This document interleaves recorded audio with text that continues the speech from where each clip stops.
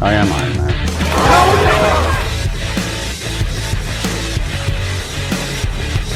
Hello there.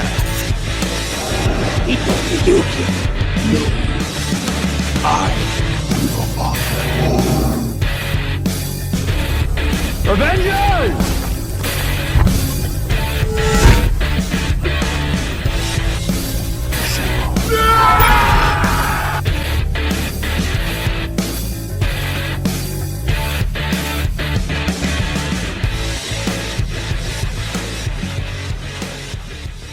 All right, what is this, episode 10, I believe? Is it? That's a fitting episode 10. Yeah, for this. So for those listening for the first time or returning listeners, this is Stars in Marvel episode 10. Today we're going to be reviewing, breaking down, giving our theories on Thor: Love and Thunder. And I wanted to start off real quick by saying we almost got to our 35 subscriber goal at 34. Yep. So thank you to anyone new. And if you can help us get to that 35, just one more click. One more. So consider subscribing if you like the video. Just another. All you got to do doesn't cost anything. Yeah, it's free. Free's for you. So it's always going to be free. Maybe. Always for now. No. But yeah. So Thor: Love and Thunder. I gave my quick review that's in our short that's on the page. Yes. I really liked it. I enjoyed the movie a lot. I don't think it's a better film than Ragnarok. I think Ragnarok is definitely a better quality film. I stand by. I could see myself rewatching Love and Thunder more though. Like a background filler nonsense movie that I could easily pop on and hang out and watch with. Yeah, I feel like that's the Thor, like especially Ragnarok and this, I could totally see. Like I've watched Ragnarok a million times, and I can totally like see me putting this in my like repertoire of just movies where I'm like, I don't know what to watch. I'll just put on Love and Thunder, or I'll just put on Ragnarok, or it was a very easygoing movie. It had some deep parts in it. It had some things you kind of had to like know and or think about. But other than that, I mean, I really enjoyed it. Like you said in your review, it wasn't as good as Ragnarok, but it was definitely and that's a good point. What I expected too. Like Ragnarok's been out a lot longer now than I probably think, and I've watched it enough. Right? Yeah, I've watched it enough that when Love and Thunder's on Disney Plus, I'll just throw that on because it's the new thing, and I enjoy it enough. That's the cool thing. Like same thing with Multiverse of Madness. These movies that are Phase 4, but we're back at the classic MCU level of Marvel. It's a repeat factor that I can enjoy a little more. I guess no spoilers. I forget what we did with Multiverse of Madness. Yeah, I think we'll do spoiler. I mean, we can't really. Okay, so basically, so big spoiler warning for this movie. If you're watching this, I feel like you've probably watched the movie already. So or listening, we are on Spotify and Apple Podcasts as well. Agree. So full spoilers. Movie. I don't know. I guess I would just start from the kind of beginning in. Even with the trailer. So the trailer, you get to see I think a thing that's kind of a shame is, and I'm not trying to be negative, just real quick, but you get all the Guardians of the Galaxy stuff pretty much in the trailer. Yeah. But you just get more of it in the movies, but it's just that one scene. Mm-hmm. But it really is it's just nice to see Guardians of the Galaxy. That's still great. One of my notes here was it was cool to have the Guardians in the movie, but I'm glad they weren't the main cast in the, you know what I mean? It wasn't Thor and then the Guardians are also there. It was kind of catching up from Endgame, where Thor's been, what he's been doing. But the Guardians were, in the first probably 10 minutes of the movie, if that. And I think it was the perfect amount too. It's just funny to I don't know what to say, but I think it was a really good amount too. It was a lot of fun. Peter Quill, Star-Lord's just being Star-Lord, and just the gang, that's just the gang hanging out, and I just loved it. I loved Thor trying to be a monk, and it just didn't work. I thought it was cool. So when he's meditating on the mountain, and then they call and get him, and he pulls Stormbreaker out, and it's got roots hanging from it. And then he rides it Korg asked him in the beginning and Ragnarok. He's I thought that was so freaking funny. I know that he jumps on Stormbreaker like a freaking witch on a broom. Oh yeah, and just rides it. Like I'm like, what is happening? Well, that was a callback from Ragnarok, because Gorr goes. He said something like, he's like, or Thor's like, I missed my hammer. I used to, used to fly with it. He goes, you ride your hammer? He's like, does it pull you off? I just thought it was a funny. That's a good callback. I did not recognize that. That's a good callback, yo. But no, it was a funny dude. Chris Hemsworth, he can be Thor as long as he wants to be. Like I love the direction they've taken with Thor, because the first two movies were as serious as you could get. You know what I mean? Like, I mean, obviously there was some, like, the first one had like the fish out of water feeling of, Thor's on Earth and he's never been on Earth before, and yada yada yada. But the second one, I don't even think I've seen the Dark World all the way through. but I just love how they've taken, like, they've made Thor a tragic but also hilarious character. Yeah, it's really neat, because I mean, as long as I've been a Marvel fan, when Thor was coming out, I was like, I don't ever like Thor. He's just a god. He's Marvel Superman. Like, if you don't like Superman, it makes sense if you don't like Thor, because he's a god. He's a god amongst people that have superpowers, right? It's like, where's the fun in that? But the thing about it is Thor 1 and 2, it like confirms that logic. It's like, yep, it's just Thor being Thor. He's next level. It doesn't make sense. But then Ragnarok and Love and Thunder make the character so much more likable. You look past that quality. Like, you look past he's a god amongst men. It's like, no, he's just a guy. He doesn't know what the frick he's doing. Yeah, he is a god, but he's just a dude that's like, I've been alive for 1,500 years and I don't know what my purpose is yet. Like, I thought it was to, just be a warrior, and now he's like, well, I am a warrior, then I saved the earth 1 billion times, now what do I do? Like, and so, like, okay, so speaking of purpose, I'm just gonna jump right into Gorr, man. Gorr the God Butcher, Christian Bale. That was so bittersweet, and the reason I say that is because he was one of the coolest, best villains we've ever got. I think the one thing I saw from other reviews and that I think is true, it does not actually like waver the movie for me, but I think it's true that Gorr's scenes plural has that like COVID pandemic effect. Like, he's really on screen with a couple of people at a time. Yeah. And I think it's a little unfortunate, because he was such a good villain. Yeah. I wish we'd have gotten a little more. Like a little bit more of his going on a rampage of killing gods. Like, they showed like screenshots and stuff, but like apparently they filmed scenes of him killing other gods. They just didn't make the cut. What I liked. So this movie is very short. It's the shortest phase 4 and shortest in quite a while. I forget the numbers, but it's a very short movie in comparison to other Marvel movies. And I like it. Like, I don't think the length bothers me that it's short, but if I got more, I wouldn't complain either. Like, I think that's the thing. And that was the thing I was hinting at before we started talking, is I was listening to a review this morning, and the person was like, did you realize that we technically saw Gorr kill one guy? Yeah, and it was that first guy. Yep. And it's just kind of a funny thing to be like, we saw the God Butcher only kill one god on screen, and that is kind of a bummer, especially knowing if they did film those other scenes. Like, I think that would have went a long way. Yeah, I would have loved to seen the like giant beast that they showed up to, that big giant skeleton beast. Like, I would have loved to seen that. Like, that would have been so cool. The one where they find the hell's her name, Lady Sif. Yep.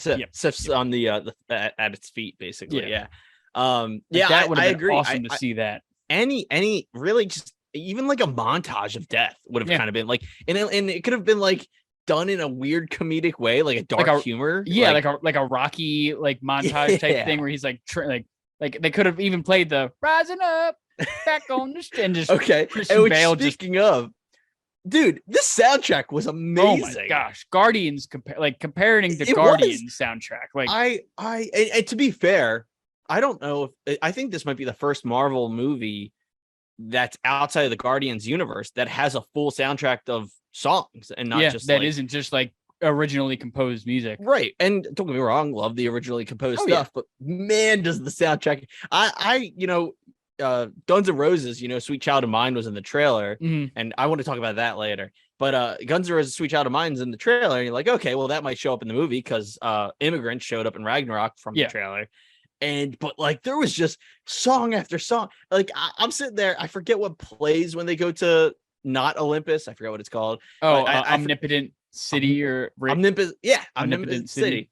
And I forget what the song was, which one played. I have the soundtrack right here. It was either it was Paradise City by Guns N' Roses.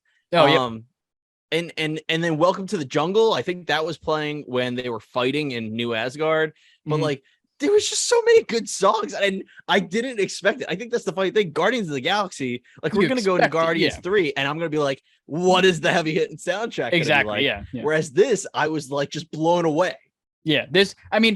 I feel like even with Ragnarok obviously definitely had like a big 80s aesthetic with everything, and so does Love and Thunder. Definitely, like the title and everything was very 80s aesthetic. Obviously, Guns N' Roses and all of them are 80s bands, so that makes sense why they'd be in there. But yeah, like the intro, I think it's the intro to Welcome to the Jungle, the and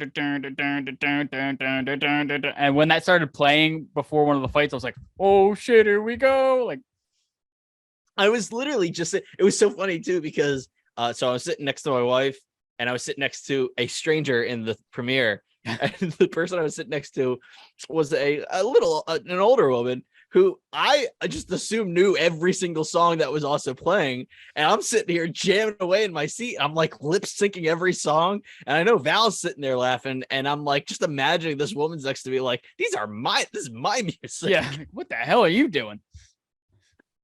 But no, it was great. And that's what, like, so and Gorr, like, it was just, it was so good. I wish I had more is all I can really say about that. I loved I'm so glad they picked Christian Bale to be. Awesome. He was amazing. And plus, we finally got at least out of the movies I've seen of Christian Bale, we got to hear his actual voice, like his actual accent. Like they let him keep his Australian accent for the movie. Yes. Like everything I've ever seen him in, he's either had an American accent or like an British accent. So yeah.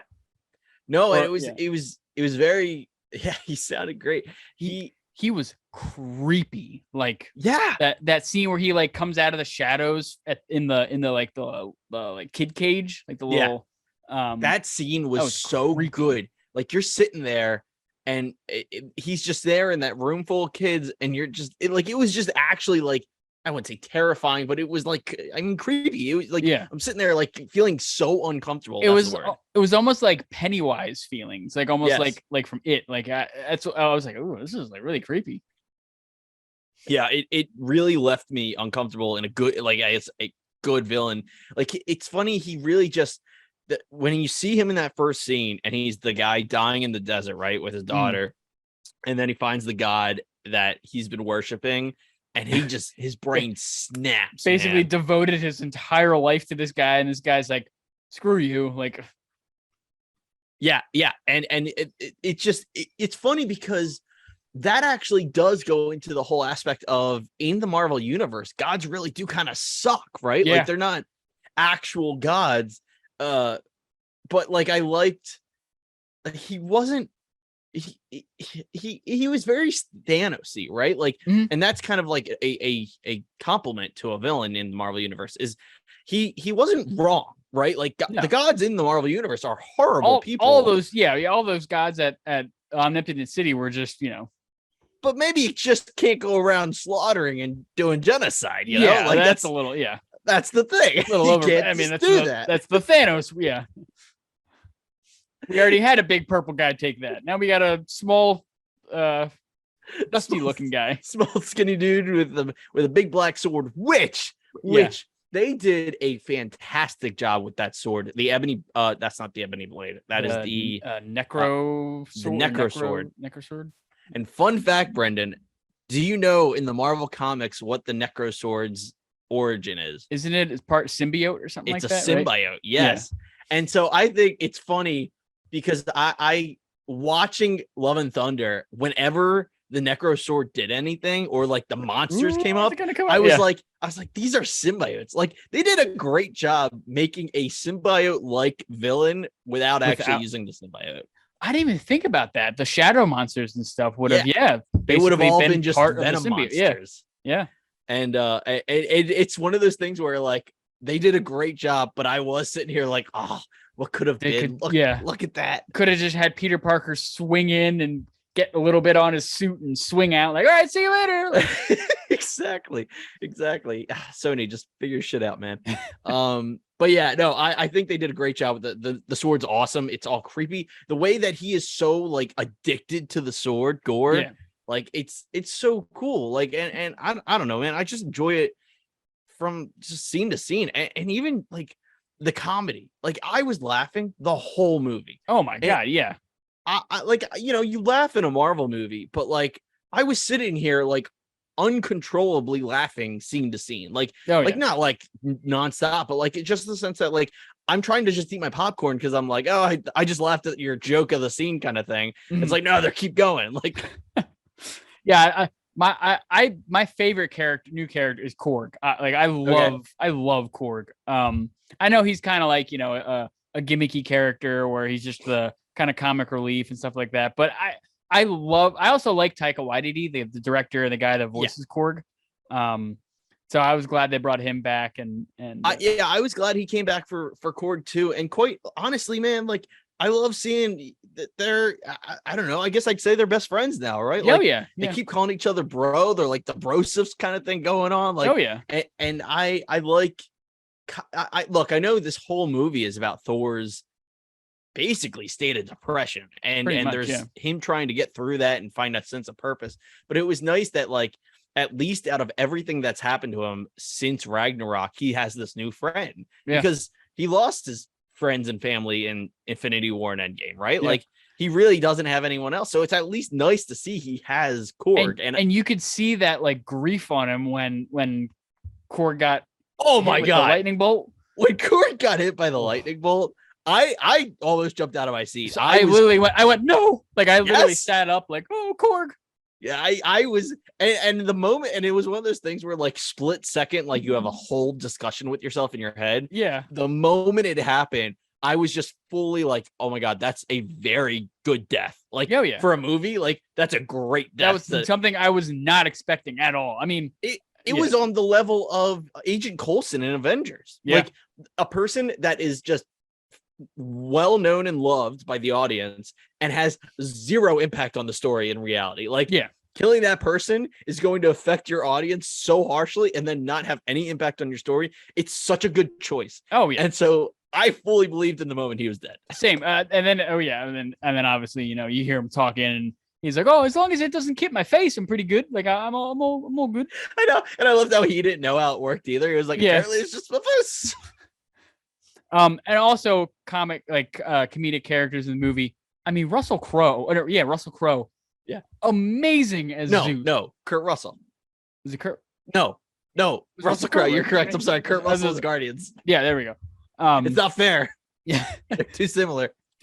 But oh my gosh, I thought he did amazing. Like because usually usually he like can overact a bit, and he was overacting, but it wasn't bad overacting. It was hilarious overacting. He did what was clearly like the targeted amount of overacting. Like he was supposed to be over the top. Exactly. He's Zeus, and we got to talk about the orgy that's gonna happen. And then I am Zeus. Here's my lightning bolt. Fly. I loved when he was like flinging the lightning bolt around. It was like, the lightning bolt. You can't have it. And it was just like. It was he does that whole show like, oh, this is the magic of the lightning bolt that I will bestow to you. Psych, it's fine. You can't have it. I also loved that. Oh shoot! Well, oh my God, what was I just gonna say? Zeus. I loved. Look, I don't know how big of a guy Russell Crowe is in real life. I know he gained a ton of weight for that. Did you ever see what was it? Road Rage. The Road Rage. Yeah. He got big for that. he got real big, and then it was just like, all right, we're done here. I don't know if that was I don't know if that was for the movie or he just got really big and they're like, well, fuck it, he's fat in the movie now. Like, but they did a great job in this of like making him comically larger. You know what I mean? Yeah. Like he wasn't a big fat guy or anything, but it was like the way his armor is like kind of too tight and gives his belly a little bump, even though the abs are on the armor. Like, yeah. I love when he walked down the stairs to see Thor and he like lifted his skirt and like danced down the stairs. Like he really was. He played it so over the top, but it was so good over the top that it was worth it.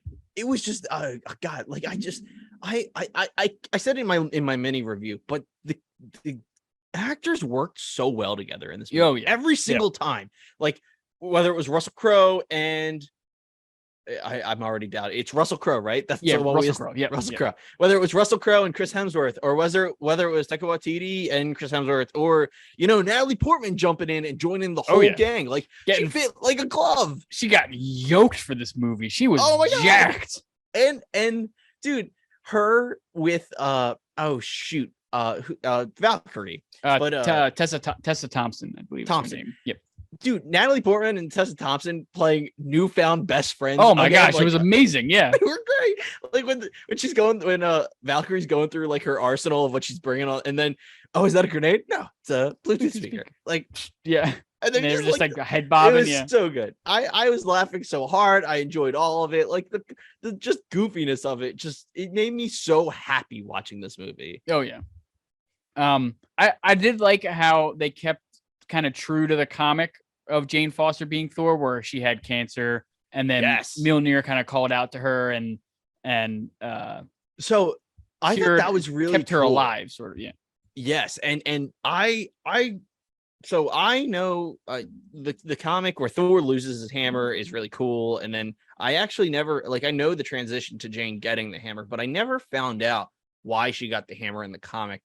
But I just wanted to say I loved what they did for the movie. It was so good that in the whole narration of Korg style thing they got going on, and he's telling the love story of Jane Foster and Thor, and then all of a sudden you just slip in that Thor accidentally put like an Odin spell on Mjolnir was awesome. Yeah. Oh yeah, it fit well. I mean, it was a quick way they could like slip it in how Jane could get that powers, and it fit the story well, especially with what happens later with Thor and the little Asgardians and everything. So it made sense. I agree. So one other thing I wanted to bring up while we're in Omnipotent City and the comedy and all that stuff, a key aspect to how they got there. I was worried it was gonna run its course a little thin, but I enjoyed it. Now I gotta sneeze. Oh, there we go. Sorry. The goats. Oh my gosh. Yeah. Yep. I that might be one of the best running gags in a Marvel movie. That I did think too it was gonna get old, but it did not get old. Like it got funnier each time, I thought. I think every time I had just forgotten about them is when I would hear them screaming and run back on stage. Yeah. It was perfect. And that's what I gotta give Taika Waititi credit. I mean, he's obviously great. It's not like I'm, hot take or anything, but his timing on scenes was so good. And that's just another, you got these stupid goats that do nothing but scream. No one likes them except for Korg and Thor. Yeah. It was straight out of almost like Rick and Morty when they arrived at the Shadow Realm and they're like, okay, let's head on down. And then they go 2 feet and then they ram right into the planet. It was straight out of Rick and Morty. It was straight up the mini planet from the episode where Rick's on the run. Yeah, it was they're going to the and when they landed on the planet, it was just perfect timing. It was so funny. I thought it was so funny.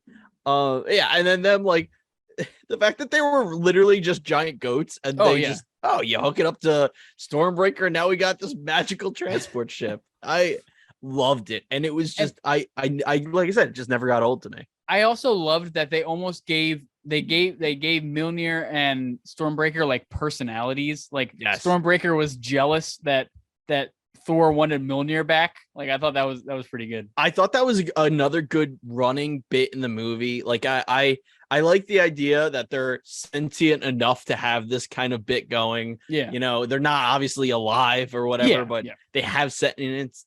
And I do want to say, all right, to cut to the ending just a little bit. I think the thing I disliked the most about this movie was I was like heartbroken that Thor gave up Stormbreaker. I know, right? Like, I love Stormbreaker. Like, what are you doing? I was like, I love Stormbreaker. I mean, Mjolnir is cool. I know it was your first hammer, but Stormbreaker's awesome. Like, it was like, I know you went through a lot with Mjolnir. It was technically a gift from your father, and you know, obviously the stuff with Jane happens, and it's like, but Stormbreaker is yours. Like, you made Stormbreaker. Like, if anything, I feel like Mjolnir is who you passed down. Like, yeah, exactly. Yeah. Oh, it hurt a little bit on the inside for me. Part Groot, part Peter Dinklage, whatever he was, magic. Like, you know. Yeah, exactly. And that's what I just thought that was fun because I did enjoy in the movie, like Stormbreaker not like listening to Thor or not be like, and like it would float up next to him, like, and just turn like almost like a jealous girlfriend, like, what are you doing? Like the scene where Thor decides that he needs to have a conversation with Stormbreaker and he's like, here, I think it's about time you had your first beer. He just dumps some beer all over the hammer. Like, what are we doing? It was such a weird, like, I mean, we never really explored that relationship Thor had. I mean, it is like they kind of did in, well, that's not true. In Ragnarok, after you talked about, like, after his hammer gets broken and he's on a Sakaar and he's like talking to Korg about the hammer and all that, and he's like clearly emotionally like distraught. Like, it's also the idea that, like, you know, you could be attached to anything and be emotionally depressed or distraught afterwards. Like, it makes sense. Yeah. But then in this movie, they're like, oh no, it's basically a relationship that he fully lost. I loved how Stormbreaker stayed broken, and like and like Jane could like shoot it off into it's scattered pieces and like almost use it as like bullets, and then it all come back together. Like, that was really cool. Jane, so I forgot we were talking about that before we cut. Jane, the mighty Thor, Jane Foster, Dr. Jane Foster. I thought she was awesome. I thought she was great. I thought Natalie Portman kind of just, like I said, came right back into the groove. She fit in with Tessa Thompson. Wasn't she pretty much done? Like, didn't she pretty much say after Dark World that she was like, I'm done? Like, yeah, I think she was getting too much Star Wars prequel vibes. Like, Thor's movies were the least liked in the MCU, you know, and like she's putting all this effort into these movies and no one liked it. Like, she stepped away. And I think it was Taika Waititi who was like, "Hey, we'll fix it. Come on back." Kind of brought Thor back into the mainstream, and you know what? Like, I think this is a perfect example of you never blame. Well, solely it's never solely the actor's fault. A movie is bad, kind of a thing. Like, it clearly with the right writing and direction, Jane Foster is a fun-loving, good character. You know, she was definitely written. Not better, but like a more comic, but also like heartwarming character in this, rather than just kind of like a damsel in distress. Exactly. She wasn't just a damsel in distress. She also just had good characterization, like, because you understood what she was going through, because she was going through cancer and chemo and all that stuff, and that was so good. That was straight from the comic. Is that the whole thing is that Jane Foster gets cancer. And she finds out she's the mighty Thor. And what she eventually finds out later is that the hammer is accelerating her death. It's not helping her. It's basically giving the illusion that she's okay. She's living. Yeah. And I thought that they did that really well in the movie. Yeah. I followed right along with that, especially once, you know, like Thor finally sees her not as Thor and just how far she's gone. Yeah. It got pretty emotional. Emotional. And this movie really, the cancer issue got very real at parts. And then the conversation between Thor and Jane, like, about what was right and what she had to do, what she could do, and that was her decision. Like, it was sad, man. It was a sad scene. Yeah. I mean, it was a good a good representation because we've never really had. I mean, have we had like that like cancer in the MCU other than Peter Quill's mom? I was just about to say, I think just Peter Quill's mom who died of cancer. Yeah. Well, and then Uncle Ben of unknown causes for now. Yeah. No, but yeah, no, I think it's really rare that we get these like super serious topics in the MCU. And it's just what's interesting is that in a movie that is so comedy driven, like just absolutely a comedy. Oh yeah. As one of the heavy hitting emotional scenes in the whole universe. Oh my gosh. Yeah. That ending was just completely like, I was almost in tears. Like, I agree. I was holding back, man. It was sad stuff. And the idea that I mean, to cut to the ending, the idea that she knew Thor needed her enough that she was like, this is, I gotta go, man. I gotta go. And that realization when she sees him or he sees her, it's like, oh, it's soul crushing. Yeah. He's like, wow, you are very like, this is literally killing you. Like, yeah. One thing, well, two things. One quick thing I wanted to bring up. I loved that they brought Heimdall's son into it. I don't, Axel. I didn't know if he was like. I didn't know he was like. Is he a character in the comics? I have no idea. Okay, I don't know if Heimdall's a character in the comics. To be honest, okay. my Thor knowledge is not very fairly minute. But I love that they brought Heimdall's son in. I thought that was pretty cool. It was neat. I liked that he had power, but he didn't know how to use it because it's like, oh, this is cool. Like you can have that. The messenger conversation I thought was fun. Like those scenes are good, especially when Valkyrie is like messing with Thor and he's they're wiping his but and I started freaking out in my seat and Kayla was like, what the fuck are you doing? Like when they mentioned eternity, I was like, holy shit, they're bringing eternity into this. Like I was like, oh my god, like what's funny, Brendan? I heard it. And it didn't even hit me until I saw him. And I'm like, oh my God, I've seen that guy. Like, they brought this guy on the screen. I was because this it makes a lot more sense now with where they're going with like the Celestials and all those, bringing in the gods and everything. Like, which hard stop. Gonna have to cut you off there real quick. Yeah. I know where you're going. Because in Omnipotent City, the Celestials being there, man. Oh yeah, they were just hanging outside the temple or whatever. Yeah. Oh, and they also they made a reference to Jesus being there. Did they really? Yeah, I don't remember that at all. What was the reference? Thor was walking in like to Omnipotent City with them, and he's talking to Korg. He's like, "Oh, you're gonna love it." He's like, there's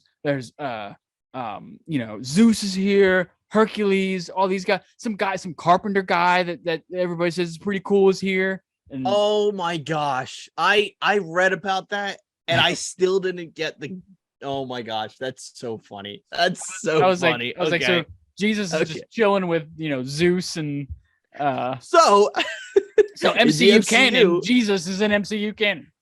So Jesus is an MCU canon, also a dick like all the other gods. Exactly, yeah.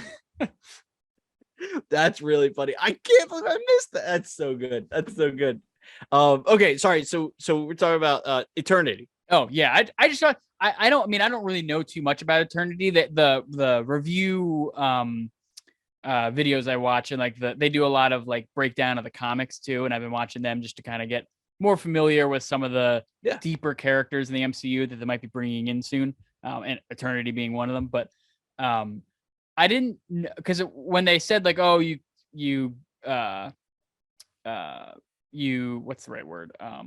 Summon eternity and then you get to make a wish. I was like, is that how eternity is in the comic? Like I know he's like the being I don't know. I know he's like the being of beings in comics. Like he's like, he top dog. He essentially like I'm pretty sure he's the one that grants the cosmic user of what are they called? Captain Universe maybe. But like he gives he's all sorts of what is I'm trying to think of Genie from Aladdin. Unlimited power, I think is literally all I'm trying to say. But like he is like power. That's what now I'm thinking. Yeah. But yeah, he is all sorts of powerful, godlike, and I think not many people level like level up to him. Yeah. And he's always been just a guy that like you rarely see, and when you do see him, you know shit's hitting the fan. Yeah. Because when they had said like I forget when it first came up, but he was like, oh, Gorr's trying to get to eternity to wish all the gods away. And when they said eternity, I turned to Kayla. I was like, oh, and she was like, what? Like, what are you going? And I was like trying to tell her, but it was like in the middle of the movie, so I didn't want to be like, there's this thing called eternity, and he's like the ultimate god in the thing, and like. So I was like, I'll tell you afterwards. That's just a classic MCU couple, like someone explaining to someone else, like, here's what I just heard that you completely missed. Yeah. It's funny. I've been trying to rack my brain this whole time. I'm not going to remember it. I'll try to bring it up in another episode, but he's so rare in my years of reading Marvel comics. I've on the top of my head, I've only actually come across him once in a comic. Oh, wow. Like I'm sure I've like seen, and I know I've seen him multiple times, like looking at stuff online or like whatever, but like in comics, like naturally being like, oh, I want to read this story. Like I want to read that story. He's only shown up once. And it's just, that's how rare and how powerful he is. And it's just kind of a cool, like it was cool that they brought him into the movie. Yeah. Like I was one thing I was not expecting them to bring into the movie. No. And it's it'll be, I'm really curious if Eternity comes back, and I'm really curious. So we're at Eternity. Let's talk about the ending in full force. Basically, Thor and Mighty Thor and Jane Foster, essentially they beat Gorr, right? Yep. But Gorr slimily crawls through the portal and gets to Eternity. Mm-hmm. So Gorr and Jane Foster are dying there. Gorr gets his Eternity wish, and he wishes for his daughter to be alive. And Eternity turns into the daughter. Yeah. So which I thought was pretty cool. Very cool. Very curious about the future. What I read extreme MC, like extreme comic consumers have said that she's the embodiment of love. Apparently there's like in the comics there's embodiments of each emotion or something like that Eternity creates. Okay. And she is the embodiment of love, and that's the meaning of the title, Love and Thunder. Like, which, I mean, that was one of the greatest. So again, Korg's ongoing bit, his narrating bit, the whole movie, right? Yep. Him ending the movie and just being like, and they go by two names, and then it just flashes the title. Yeah. That was awesome. That was so cool. Amazing. Yeah, I don't know. I'm just curious if, so obviously we're going to see more of this person. Yes. We'll just call her Love. I'm guessing possibly maybe she'll be a Young Avenger. I wanted to bring that up. Absolutely. So Brendan, I know you and Owen, do you remember the old Avengers cartoon movie? You know, I think we're going to dye black, get it pierced. Yeah. Did you ever see that like same Marvel animated kind of line of movies? They made a Young Avengers movie. It was called Next Avengers. I've seen the thumbnail for it. I never watched it, but yeah, I know you're talking about. Yep. So they made a Young Avengers, again, it's called Next Avengers. I don't know if this character's in the books. I'm assuming she is, but in that futuristic Avengers, Thor has a daughter whose name is Torin. I don't know obviously if the name's going to be anything, but I came out of the theater going, they're setting it up. They're setting up the next Avengers. Yeah. I mean, that's totally what they're doing. I mean, with Miss Marvel and Kate Bishop and now it's little Thor. It's the age though that really gets me. So yeah, like, are they so long term? Like how old do you think she is? 6? Probably. And also fun fact, that's Chris Hemsworth's real daughter. That is very cool. I saw that today. That was awesome. That's very sweet. But that's what, like, so my question is, like, are they really setting up for, like, in the next 10 years we're gonna get this person? Yeah, I mean, the girl that plays Kate Bishop, I believe, is probably in her mid-20s. I think she's like 23 or 22, something like that. Haley Steinfeld, isn't that her name? Or sounds right. Stenfeld, something. And then the girl that plays Kamala Khan, she's like 16 on the dot or something. I think she's older than that. I'm pretty sure I saw that she's like 25. No way. Looks really young on that. I'm gonna look it up right now. Which I will say to the audience, anyone listening right now, we will have our Miss Marvel episode 5 and finale episode 6 recap as one video this week will be coming out on Friday. Yes. Had just, a lot of scheduling stuff with part 5, but I mean, takeaway for part 5, meh. Yeah. Anyway, what do you got for us, Brendan? It's coming. She didn't have her. Okay, she's 19. She's 19. Okay. I thought she was older. I thought she was probably like 25. 16 when she was cast. Yeah. I it was just so confusing though, because she looks like she's like the right age, like yeah. Well, I guess junior year, 16, 17. I mean, she's pretty much on right the money. around that She's like age, Harry Potter casting, like exactly. Yep. No, dude, they're definitely setting up some big old Young Avengers thing, but it's these, like, the thing with Love is she's too young. I mean, we saw her kicking ass with Stormbreaker, so you never know. But like, and she does have some sort of like eye beam powers because she like shoots like a eye beam at Thor. She's gonna be an interesting character. I'm really curious what her end game essentially is gonna be with the Marvel universe. Yeah, I mean, they're going in so many directions right now. I don't know how it's gonna all. I mean, I'm sure they'll figure out how to tie it all together, but I just don't know how the hell it's all gonna get tied together. I think I don't know. I'm curious if people aren't gonna be happy. Like, it is very clearly setting up next things. Like, very clearly. I mean, we got the whole Miss Marvel, Captain Marvel, whatever Rambo, team up coming together. Yeah. Plus we got the stuff going on with Shang-Chi. Plus we got the stuff going on with the Eternals. Plus we got She-Hulk coming in. Plus we, there's so much going on. Plus Kang's going to be coming in at some point. So like, and the Fantastic Four and Doctor Doom. And so there's so much coming. I know. And that's what it's like. I've never shied away from, the Easter eggs, the credit scenes. Like, I love all that stuff. Give me the tease to what's coming next. My curiosity, and I'm not saying it in a bad way, my curiosity is giving Thor a daughter just feels like, again, like I guess I'm scared of them closing the book on Thor too soon. Yeah, because I like Thor. I think I honestly thought they were gonna kill Thor in this, or like I thought you said that. I thought they were either gonna kill Thor, or Thor was just gonna be like, I'm done. Like I don't want to be a god anymore. Like I thought he was just gonna like give up his godhood and and that's what it kind of sets him up to be a place of like so he's I like the ending a lot because it says like, oh, he's taking on the newest thing in his life, which is being a father, and he clearly is taking that seriously. He loves it, but at the same time, it ends with them going into battle side by side because he wants to be a good god, right? Like that's what his goal. He's trying to help people that need it, and he's trying to be the better gods. Yep. And I really like the image they were setting up there. I hope we see more of it, I guess is all I'm saying. Oh yeah. A couple quick things. Just things funny things and like Easter eggy things I noticed. Yeah. In the whatever like temple or whatever it was that the Eternity was in, like the gateway to Eternity. Yes. Yeah. In the background there were statues, and they were statues of Mistress Death. Oh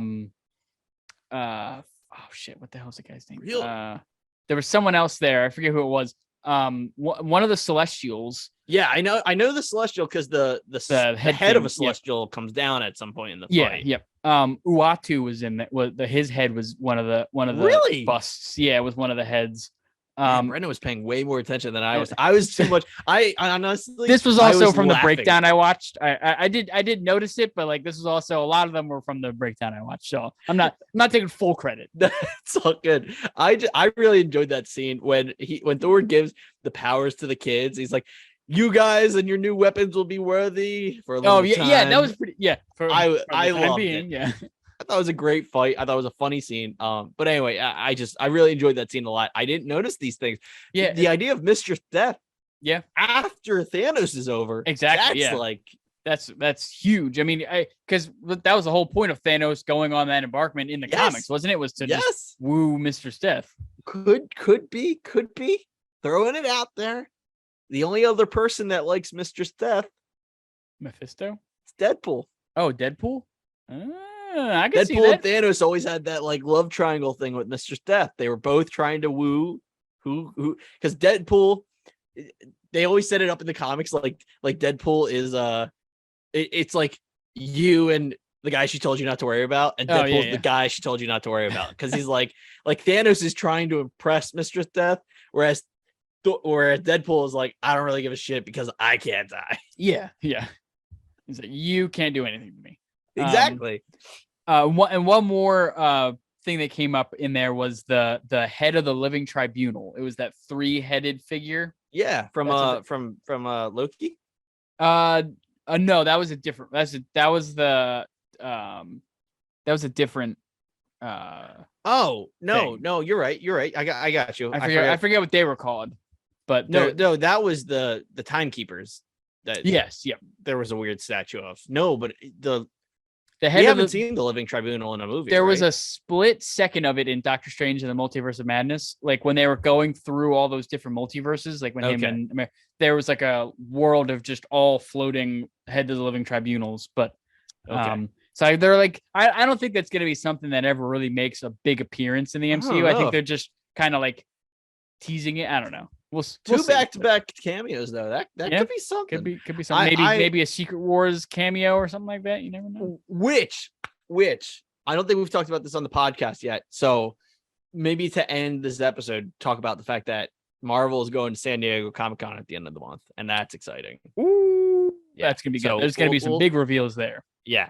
Other stuff for Thor: Love and Thunder though. I'm going through my list. I don't really have too much else. The one funny cameo I just wanted to bring up was the cameos of Matt Damon and Luke Hemsworth again as Thor and Loki. So good. And then Melissa McCarthy as Hela, and her husband was the director. Like Melissa McCarthy's husband was the director of the plays. Oh, I didn't know that. That's so good. He came out at the end. And then the guy that's in Jurassic Park was Odin, like the main guy from Jurassic Park, like the first one. Same Neil. Ow. He was Odin, yeah.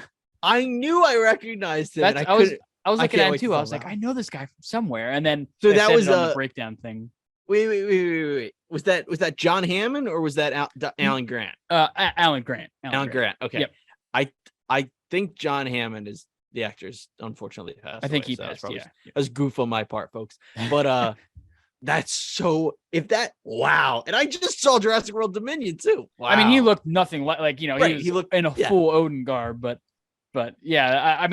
I was looking at him in the theaters and I was like, I know this guy from somewhere. And then during the breakdown, they were like they like showed who everybody was. And what was great about that was like I'm laughing like, oh, it's the. I remember reading that they were going to do a play scene again. They're doing the play scene again. I'm laughing. I'm enjoying it. Melissa McCarthy comes out. I'm like, wow, this is great. And then what was really funny was after the first battle on New Asgard, and then Matt Damon shows up again. Oh yeah. He's like, what are we going to do? And I'm like, you guys, you don't get two of these. Get out of here. That was pretty good. That they keep wanting to do like different plays. Like, oh, we can now do this battle. Like, how should we got to start started on the scripts? And like, I was so I immediately laughed at that just because again, I was like, no, you guys are done. Oh yeah, just get out of here. Do you want to talk end credit scenes? Yes. So end credit scene. Holy shit! It's funny. I remember talking to Val. I don't believe we talked about it, but before Thor: Love and Thunder came out, I was like, okay, Zeus is obviously in this movie. Like Hercules has to be in this movie. Yeah. And I was like, so much so I was like, I will be like probably disappointed if he's not in the movie. Well, I enjoyed the movie so much that I didn't even bat an eye at the fact that he wasn't in the technical movie. Yeah. But then when Zeus is having his little monologue to Hercules at the end and he shows up, I'm like, oh, this, and I'm like thinking, I'm like, oh, again, this is like split second moment. I'm like, he says Hercules. I'm like, oh yes, that's a great credit scene. And then you see it's what's his name from Ted Lasso. Which I haven't watched that yet. No, I haven't watched Ted Lasso. I still have to watch it. Yeah.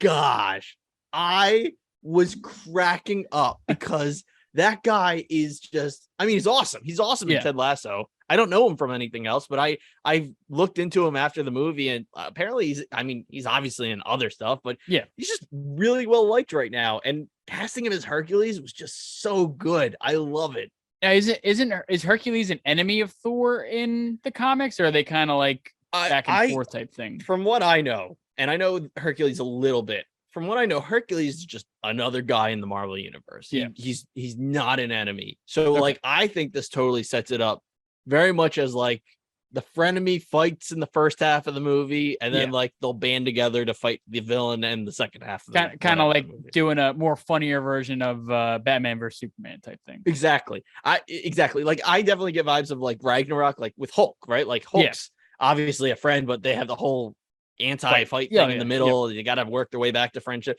But yes, essentially what I was describing was Batman versus Superman. They're friends that fight, and then they got to unite to fight the other real villain. And then they got to unite the seven. But exactly. But yeah, so I think that's probably what's going to happen, because Hercules he's a good guy. Yeah, he's a good guy. Like, I mean, he's Hercules. Like, I think the Marvel comics is one of the most like accurate the adaptions from like the Greek mythology lore. Okay. So it's like it's not, just Disney's Hercules. Yeah. But I am very excited to see what they do. I think that's great. I saw a theory online. It's game theories videos or whatever. And I want to know what you think of this, because I can't get it out of my head once I heard it. And the theory was listening. It's super bad, but like at the same time, it's good enough that I'm like, but what if? So there is a Hercules remake in the works by Disney, like a Disney Hercules remake in the works right now, like the live action one, live action of the cartoon, etc. And the Russo brothers are producing that movie. And so the theory goes, what if that's like, it's going to be Disney's Hercules, but they used it as an origin for Hercules. In the MCU. I mean, that would be awesome. Like, how weird would that be? It would kill two birds with one stone. I mean, if they're going to really bring in Hercules into the MCU, and it would make a Hercules adaptation so much more interesting, because it's not just we're making a Disney movie, we're slapping this cartoon into live action now. It's also connected to the Marvel universe. And I'm like, that would be awesome. I don't hate that idea. Oh, I think you cut out there for a second. Oh, there we go. Yeah, All right, we're back. I froze for a second. There we go. But that's what, isn't it just like crazy? It's like, it's stupid, but it's just crazy enough. It would be cool. I think it could work, but I feel like diehard Disney fans would be pissed. And as a diehard Disney fan, I'm paying for those tickets and Disney Plus regardless. That's happening anyway. They're taking the money right out of my pocket. But yeah, so I'm very excited for Hercules and that actor who I refuse to look up apparently, because I just keep saying that. I'm just so surprised. I mean, I don't know if they're gonna do another single Thor movie. Maybe it'll be like a team up movie and Hercules will be in it, and I don't know what, but like that's what they're gonna do a Thor 5. Like my buddy Will texted me over the weekend asking about the movie, and my biggest shout out to Will. My biggest complaint, wrong word. My biggest I think thing I said that worried him was that I think this movie has huge repercussions for Thor, but has almost no greater MCU repercussions outside of the Eternity stuff. But I think Hercules is an awesome credit scene. It's awesome to see that character come. But to me, that screams Thor. I can't see him being in anything else. I can't see him popping up in like Ant-Man or something like, you know what I mean? Eventually in Secret Wars, something like that. But I heard he plays a pretty big role in Secret Wars comics. Like he plays a decent role in the Secret Wars. But which I am gonna buy. I did find a copy of Barnes and Noble, so I'm gonna buy it eventually. Very cool. I'm gonna read it. I'm gonna read it so I can know it's the 2016 or 12 one or whatever. Yeah, with the newest one. Yeah, the newest. Miles Morales is on the cover. That's all I can. Miles Morales is on there. Yep. But yeah. So and then other than that, you get the second credit scene, which was a nice little homage. You get Heimdall shows up to welcome Jane into Valhalla, and first I just thought it was a great, cute little scene. Oh yeah. It was nice to see Heimdall. It was nice to see that Jane had a hero or a warrior's death, and she made it into Valhalla. Yep. Like, it was all happy, good things, right? And then they go and do the thing that make me go, oh, you sons of bitches, you got me again. And I forget what they said exactly, but Heimdall says something along the lines of like, I swear he says something along the lines of like, are you ready to join me or join us? Oh, yeah. And then like it shows Jane's face, and I think she like smirks, and then it cuts away. Mm-hmm. And then you get the Thor will return. So and who are they talking about? There, and I'm like, she didn't accept that invitation. Yeah. And we don't know what Thor is returning right now. Yeah, they didn't specify which Thor. I didn't even think about that. Yeah. Shit. I look, I know she literally just died, but I'm just saying. So have a million other people in the MCU, and they've come back to life. So Gorr literally dies. Gorr and Zeus died in this movie and are both not dead. Yeah. But that was I immediately when I saw the Thor will return, something the way that scene ended, and hell, it could be Feige just those idiots are gonna overthink it. Yeah. But like, I thought it was so cool. I thought it was great, and it left me like Val's sitting there like, no, like you're overthinking this. I'm like, I don't think I am. I'm not. This is me. Full theory. I'm like, what is happening here? And that's what I think. I mean, at the least Secret Wars, but like, I definitely feel like that was hinting at some kind of return for Jane and possibly Heimdall. Yeah. I loved someone put up there, like, even in death, Heimdall is still the gatekeeper. Like, even being in Valhalla, he's still the gatekeeper. Like, imagine like that's your job your entire life, and then you die and you go to paradise, and you're like, oh no, you can still be the gatekeeper. Like, that's it. I'm gonna I'm gonna take this to, I'm gonna say it's something along the lines of like Odin welcomed him in, right? And then they're like going to sit down, and Heimdall's like, I'm gonna go watch the gate for you. And he's like, no, you don't have to do that. He's like, no, I got this. All right, man, if that's what you want to do in heaven, like that's what you can do. It's like all he knows is work. Like, he doesn't know how to relax. It's exactly that is his happy place, is watching over watching the gate. Oh yeah. Like, any minute I'll be right here to welcome him. I'll be right here. But I assume you also enjoyed the scene pretty much. So, oh yeah. I mean, it was a good scene regardless of the intents. Yeah, it was a good way to wrap up, sort of. Well, like possibly wrap up. Jane Foster's. I took that as that. It was a great way to wrap up both of their stories. I think Heimdall too. Like, that was his only scene in this movie, but to me that was a nice. You're like, oh hey, Heimdall's in Valhalla. He's in Valhalla, and all is well with Heimdall. Yeah, that's good. Jane's in Valhalla, and all is well there. Marvel, fuck you, Feige. You got me, you son of a bitch. You pulled me back in. I thought I was out, but you pulled me right back in. But yeah, I like I said, I mean, I don't like, I think over the weekend, I've come off of it a bit. I think I might bring it down to a 7.5 out of 10. So yeah, I put it about there, 7.5, 8. Yeah, and that's what like I stand by. Like I said, Ragnarok's probably a 9. So I think 7.5, 8 is a very good for this, and especially like, I don't know, I'd say Thor and Dark World are like 5s at most. Like, oh yeah, they're very snooze fests. Very good. Thor and Thor: The Dark World are. I think I fell asleep to The Dark World. So. As you should. Yeah.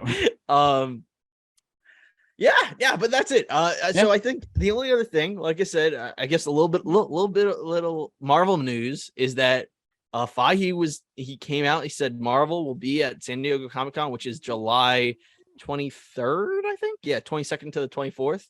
That's gonna be awesome. And he said. The quote he said was, yeah, Marvel's going to be there. MCU stuff's going to be there. And, I think we're just about through a lot of phase 4 stuff. That's all he said. So to me, that's some phase 5 hints if I ever. Oh yeah. I'm curious. I think it's about time too, because we obviously phase 4 is next year as well. Yeah.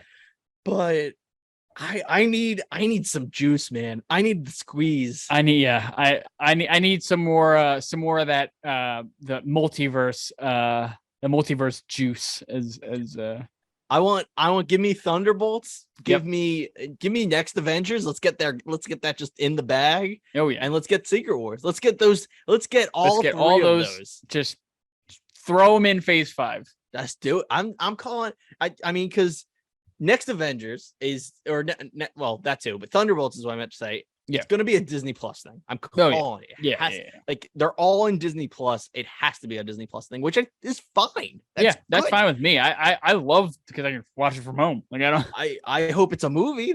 I do want to. We've said that. Give us more Disney Plus movies. Mm-hmm. But I love it. Do that. And same with next Avengers. If you're going to get that ball rolling, might as well just do a show on that too. Yeah. Or a straight to the Disney Plus movie.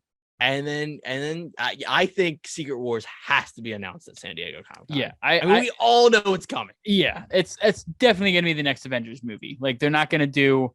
Yeah, that's the next one. No doubts about it. It will be weird though. I mean, it's not a bad thing, but if they want more time and they don't announce it, but they announce, maybe they give us an official date for Fantastic Four. Yeah, maybe something official for X-Men. Like as long as we get some good, interesting news. Like I just can't take. I don't want. Oh, here's an update on Black Panther 2. Like we know that's coming out. We know this year. We got that. I get it. Like I don't. Although we have no idea what the movie's going to be about, but we have no idea what the movie's. I don't think Feige knows what the movie's going to be. This. It's just going to be an animated movie at this point. Why not? Oh yeah, that's it. I'm excited for that. That'll be interesting. We'll cover whatever that comes out to. Yeah. I think that's all I got on this movie. Cool. Me too. It was really good. I mean, like you said, 7.5. I'm going to give it an 8. 8 out of 10. 8. I'm going to go with an 8. I like that rating still, and I mean, I'm just. Sure, let's keep it at an 8. It's an 8. I mean, no one's writing this shit down. It's an 8. Right. So, with that being said, I guess just thanks everyone for listening and watching our review. Thor: Love and Thunder. Oh, one more thing. Absolutely last thing. We talked about the soundtrack. It was phenomenal. I just want to say, Taika Waititi again killing it with these songs that he puts in the trailers that are secretly spoiling the movie. Yo, yeah, the Sweet Child. Ragnarok. Yeah. Ragnarok using amazing song choice, but it's called the Immigrant Song, right? And it's literally the movie ends with them all being immigrants leaving their home. Oh shit! I didn't think. Wow. And then in this, the damn song is "Sweet Child of Mine." Oh yeah. And it ends with him getting a kid. Yeah. Oh, that's I just wanted to point that out. Taika Waititi is a master genius. And I even watched a video before I saw Love and Thunder about like a theory of like, oh, he did this so slyly for Ragnarok. Could Sweet Child of Mine mean something? And like none of the theories I saw were Thor would have a kid. But again, it's right there. It's in the song. Yeah. That's a pretty cool. I never put that. I mean, I kind of put together the Sweet Child of Mine after watching the review of it that I watched, but I never even heard that about the Immigrant Song. That makes perfect sense. Like them, being immigrants after Asgard was destroyed, and that makes sense. He is really good at what he does. That's you sneaky New Zealander. Make the Star Wars film, dude. You're supposed to make the Star Wars film. So excited. All right, I'm done. Yeah. Thank you. Yeah. Thank you everyone for listening and watching to Stars and Marvel. This is our Thor: Love and Thunder review. If you've listened this far, thank you so much. Like, subscribe, comment, tell us what you thought. What was your rating out of 10? Yeah. Let us know.